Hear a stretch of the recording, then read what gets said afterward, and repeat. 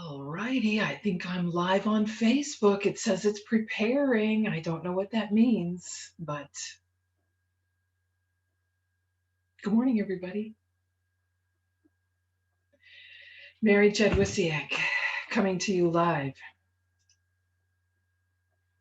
Hi! Coming to you live from Holding the Hope Central in Battleground, Washington. Little thing up in the corner says that it's preparing to go live on Facebook. So I hope that you're live, and I hope that that you get to watch this. If not, I hope that you're watching it. You could be very well watching the replay on YouTube, and that's awesome too. Did you know I had a YouTube channel? Yes, I do. I have a YouTube channel, so check it out.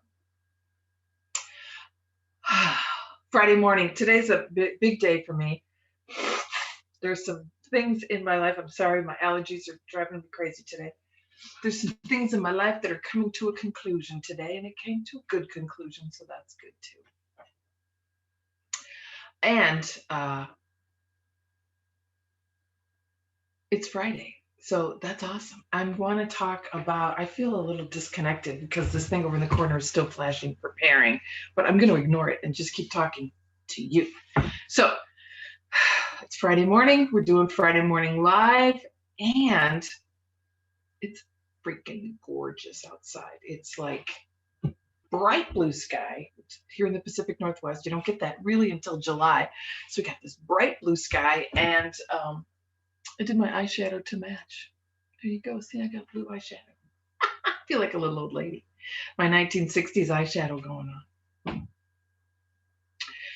So, as you know, with my Friday morning live videos, I like to talk about specific topics. And for the past few weeks, I've been talking about the CARES Toolkit.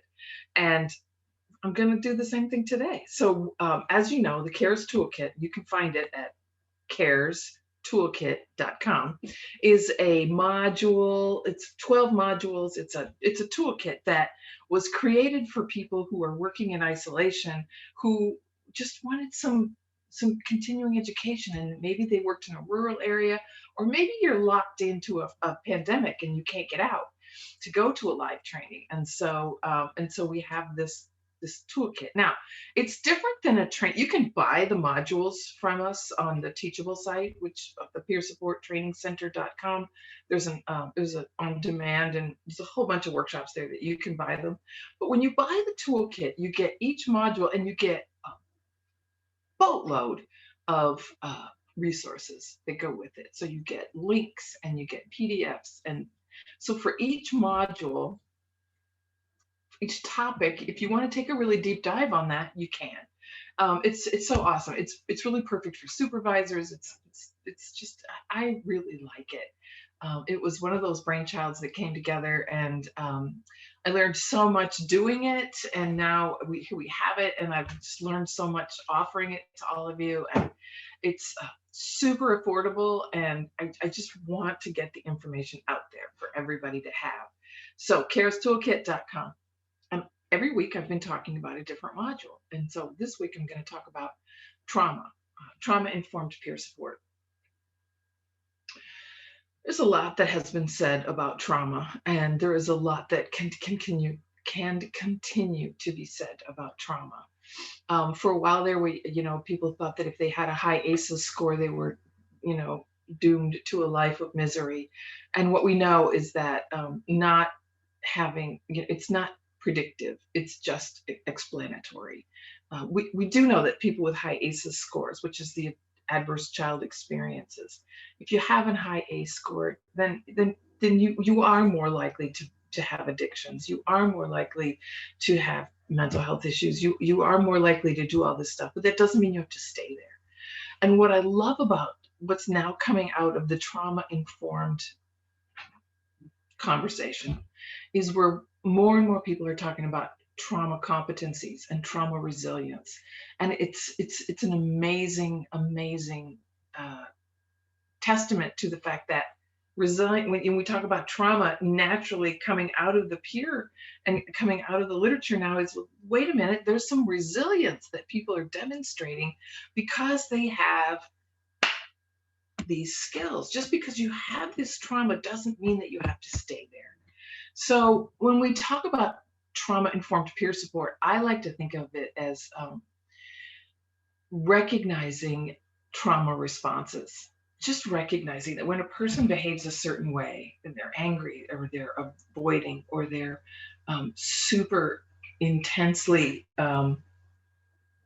self-sufficient, these are all trauma responses. And when I look at life and I look at people and I realize this is a trauma response, I feel compassion. And when we talk about trauma, we have to realize that it changes a person's brain, especially when we talk about continued, consistent childhood trauma. It changes a person's brain. And so people are going to have to learn how to sit with their feelings. Yipes, right? People are going to have to learn to understand that it's a physiological response that's happening. And so when we get that rush of adrenaline, it takes about 20 minutes for that to process out. And so when we as peers come up against a trauma response, which we should be expecting, because pretty much everybody we work with, everybody in life, everybody you see at church, everybody you see in the grocery store, everybody you see at the pool, everybody you see anywhere you go in life is going to have some trauma that they have experienced, and how they have processed it or not is going to react is going to influence how they react.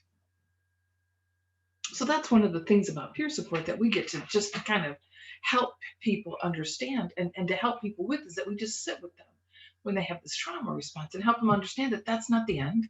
Right? That's not the just because you got mad. Okay, you got mad. That's a trauma response. Now that that's dissipated, let's talk about the issue. Let's continue to move forward, and let's not blow out every relationship we have over a trauma response. The lizard brain comes out, and that's all there is to it. Well, let's let the executive functions come back into control, and while that's happening, we can just talk to a person and let them know what's going on in their brain. Isn't that awesome? And help people understand, maybe from our own stories, maybe from our own experiences, that what they're experiencing is temporary, and that and then once it's over, okay, now let's talk about whatever it is that upset you so much.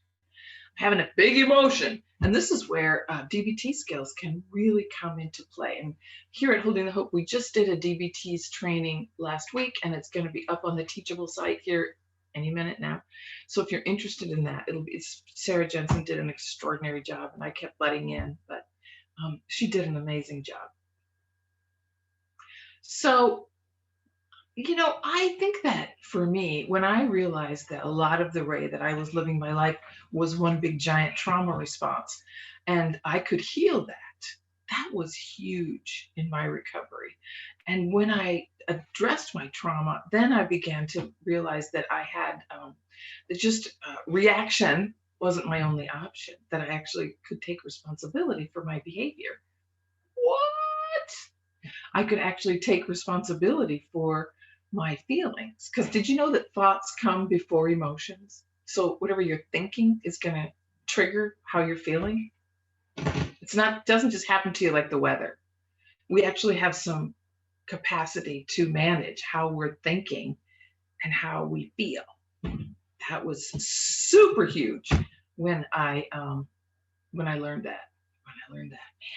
And I learned these things from peers. I didn't learn them from professionals. So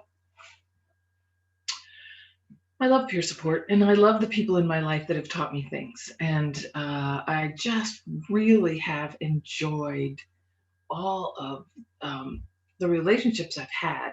And some of them have been a little hectic and chaotic and whatever. You know how relationships are. But when I look back on it, I really learned a lot. And here's the other thing, that recently I had a recovery anniversary, and so I had an opportunity to tell my story, which is the first time I've had that opportunity. And I mean, I talked for an hour, and so it was like this retrospect, and it was really difficult, wasn't it? It wasn't like normally me teaching and training and upbeat. It was really difficult. But what I learned from that was that I'm pretty brave, and I am pretty resilient, and I am pretty smart, and I don't stop. I'm kind of persistent in what I want. So I feel good about that, and um, and all of that came through, even though it was a life of a big giant trauma response. So that's that's kind of what I want to say about trauma. Trauma informed peer support. It's different for everybody, but man, we all need the same thing. We need to be seen, we need to be heard, we need to be cared for, and we need to be recognized for our courage and our resilience. That's all there is to it. Um, so that's what's happening in my world. Some exciting stuff coming. If you go to the website, you'll see there's a new product out there called Recovery Alignment. It's a leadership and an organizational development program. It's a 3-month coaching and training program. I'm so excited. I'm taking applications for our second beta. So if that's something that you think your bosses should do, send them on over to recoveryalignment.com and have them check it out. If you're a boss and you're like, man, we got to do something different around here, um, you might be surprised at how looking at things through the lens of recovery makes a difference. So, recoveryalignment.com. I'm very excited about that. I haven't done a big, giant, formal unveiling, but I've been kind of talking about it and dropping some hints. And so now you have the website. Go look at it. And yeah, so if you go to the Holding the Hope website and go to the store, you'll see what it costs and you'll see how much it's on sale. It's a huge sale. And after September, it's not going on sale anymore.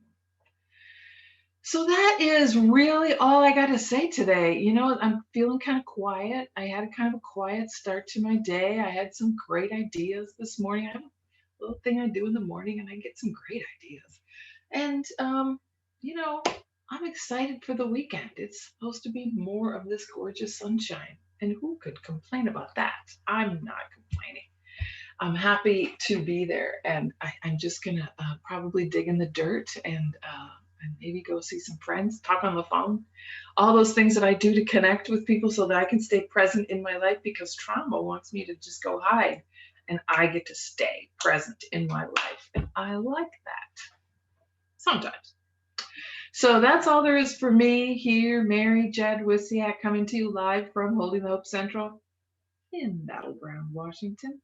And I am saying farewell and goodbye to all of you. And you know what to do, right? Stay hopeful.